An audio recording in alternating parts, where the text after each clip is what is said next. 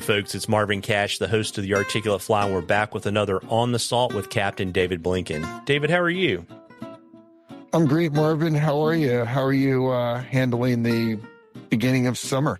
So, it's actually been really kind of nice this week. So it's been, low 80s, but it's creeping up and we're going to be in the mid 90s by the end of the week. So I'm trying to, sneak a few days outside, maybe get a trout day in before it gets super hot and I have to head to the ponds. Oh, yeah. Well, we're looking at some warmer weather, but, being 90 miles out in the ocean here in the end of Long Island keeps things a little bit cooler. Yeah, I looked at your forecast. I was jealous, 60s and low 70s, and I imagine there's probably a nice breeze too. Yeah, well, I want to keep that nice breeze away, so it's a little easier shallow water fishing. But yes, we've had yesterday was blowing about 10, 15 all day. Today we had about 5, and that made for some nice sight fishing. Yeah, and we were talking the last time we spoke that that the bass weren't in the bays because there wasn't any bait there, and you're saying that that's still the case, right?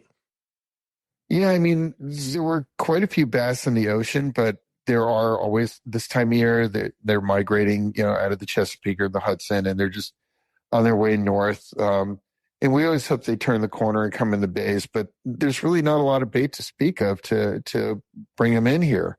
So they're just kind of staying out there. And, in past years, even when there wasn't a lot of bait, we'd still have a lot of fish inshore. But, it's been the case the past couple of years, that's just been disappearing more and more. And of course, it has a lot to do with the density of the striped bass population or the lack thereof. So sadly, it's not what it can be. I mean, you see a lot of people posting pictures of fish online everywhere, and a lot of that's great marketing.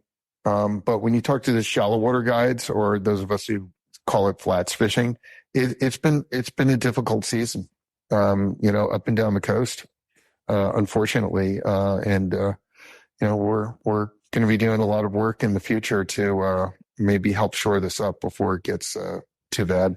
Yeah. And so is there anything that can kind of happen on the weather front that can kind of push bait in? So like if you got, wind that was blowing into the coast, would that kind of bring bait in? I mean, I'm not a very salty guy, so I don't know exactly how it works. Well, no, not really. What we need is bait. And whether it's a full moon or a new moon, or if it's, northeast wind or something, I'll see a little push of bait here and there, and then it just disappears. There's nothing that's sticking around. We used to have shoals of spearing and sand eels coming in this time of year, and they're just not there. And the bass that I'm seeing are just kind of, going around looking for little crabs and shrimp because that's what is kind of local. So that's really what it is. And a lot of the fish that we had years and years ago were really resident fish. They would spawn up in, various areas like 3 Mile Harbor and the Peconics and parts of Montauk. But those resident fish were really they were really caught out. Most of them were netted out because unfortunately New York State still allows gill netting, and it's very damaging because the mesh is set up to let certain fish go through. The smaller ones, but, the ones that are what they call in the slot or even the bigger ones, they just get caught in gill nets and they perish, they drown. And, so it's a really bad thing. Bycatch is probably just as damaging as overfishing when it comes to, this fishery. Yeah, I know we've got gill net problems down here in the Carolinas. Is your bluefish bite a little bit better, maybe? Well, the bluefish bite was really strong in the beginning, and then they just suddenly vanished on the last moon. I mean, we were lucky enough we got a few bluefish today, some smaller ones, but and each year is a little different. I mean, we had a lot of big fish. We had an unofficial world record fish about 10 days ago. We had a 39-inch bluefish in about 2 feet of water, which was really cool.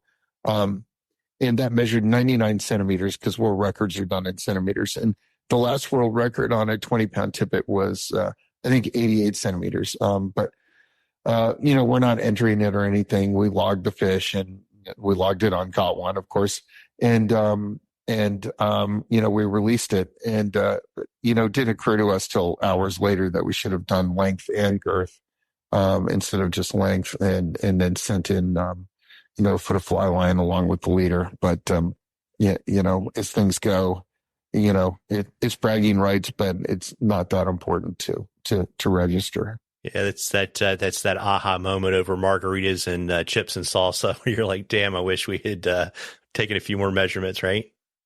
Yeah. I mean, it just it didn't occur to us till I know, like 2 hours later. It's like, wait a second, 39 inches. That's 99 centimeters. Let's go on the IGFA website, and there it was at 88 centimeters, and we're like, damn, we smashed that record by 10 centimeters. Yeah, maybe that's a feature you need to get folded into Got One so that you get an alert on your phone when you log the fish. Oh my gosh, I'll have to tell them about it. That's pretty brilliant. Don't miss out on a chance to be famous, right? That's right. Yeah. That's right. That's hysterical. So, interesting question for you this time around, David. Had a listener write in on Instagram and wanted to know your tips for locating fish. And I know that's a super broad question. Well, you know what? There's so many approaches. So, there's everything from blue water to shallow water and everything in between. I'm going to specifically address shallow water. Otherwise, we could go for hours. So the most important thing is time on the water. And that time on the water allows you to see the particular fishery you're fishing, both at high tide and low tide, looking at the way water flows in on the incoming tide and looking at the way the water flows out on the outgoing tide. Understanding the structure, either rock outcroppings or little drop-offs in the sand, troughs along shorelines and stuff like that. And then understanding the different baits during the different times of year. And all these things add up to understanding your fishery and how to find fish. How does that sound for a concise answer on shallow water? Yeah, it's super concise because, I kind of, I've watched people talk about it before, and I guess, the fish come in on the tide. And so if you kind of find the exit, it's like basically being a toll booth guy, right? And finding the exits when the tides go out, that kind of helps you. And that, I guess, is maybe kind of the equivalent of structure for fishing for trout or something like that. It is. And it's really, really important, like, to have moving water. That's when the bigger fish find it easier to trap the little fish, against the tide. When the tide's dead, like at the top of the tide or at the bottom of the tide, very often, the fish are just they swim off and they're not feeding and anything like that. And also water temperature is really important, to understand things, like how to find fish. Very often in the middle of the summer, when it's really warm, the outgoing tide in the middle of the day can be warmer water. But if you've got incoming tide in the middle of the day, that's cooler, more oxygenated water, it may actually fish better. So throughout the summer in July and August, there's certain tides that just seem to fish better. And to me, it's those incoming tides in the summer. In the springtime and in the fall, I very often find the outgoing tides better because the water's already cooled off and it's just flushing bait out of wherever that bait's hiding. Got it. And I guess, too, if you don't have kind of fancy electronics, I would imagine Google Maps is probably a pretty helpful way to maybe find spots. Yeah, I would say so. I definitely, I look at Google Maps all the time because I don't use sonar because the water I'm fishing is very shallow. And sometimes you're seeing stuff on Google Maps and you're like, wow, I never saw that before. A little trough or a deep hole somewhere in the middle of something. Sometimes those holes hold fish. They might be high in the water column, but they're still, around and inside or above those holes. So, Google Maps can really open your eyes up. And also, Google Maps might give you an idea of maybe a place you've never gone before. And you're like, why didn't I ever think about that?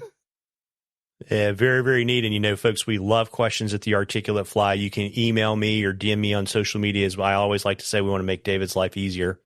And if we use your question, I will send you some articulate fly swag. And David and I, by the next time we speak to you guys, we will kind of have the drawing stuff figured out. And, David, before I let you go, I guess, we touched on it. You want to kind of give the plug for ASGA and maybe talk about, how to book you and upcoming trips and all that kind of good stuff. Well, yes. I mean, it's, you can go to my website, either northflats.com or just davidblinken.com if you want to book me. And, the easiest way to do it is actually just grab my phone number and call me. Or you can certainly email me. As far as ASGA goes, the American Saltwater Guides Association, we really need to ramp up our fight to, preserve, fisheries. And, we're always looking for donations. A $5 donation is as good as a $5,000 donation as far as we're concerned.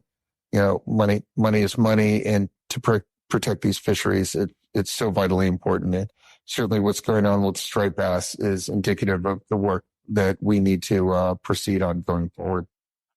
Yeah, and I would say, not to be a fear monger, but I mean, I think we really are kind of at a tipping point with the striped bass population in the Atlantic, right?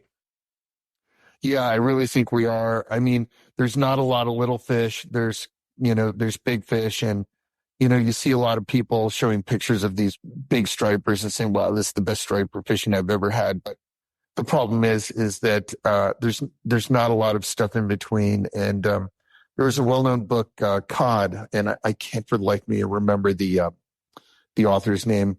But in the book Cod, they talk about how the inshore fishery started to drop off dramatically before the collapse of the Canadian cod fishery. Well, we're starting to experience that now with striped bass.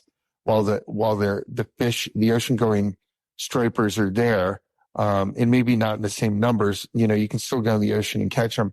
But the inshore fishery, like the flats, estuaries, and back bays, really are hurting for fish. And that's how a lot of us shallow water guides have been making our money for years. And things are changing, unfortunately, in that regard. And it is alarming. Yeah. And I will drop a link to ASGA in the show notes. And as I always say, folks, you owe it to yourself to get out there and catch a few. Tight lines, everybody. Tight lines, David.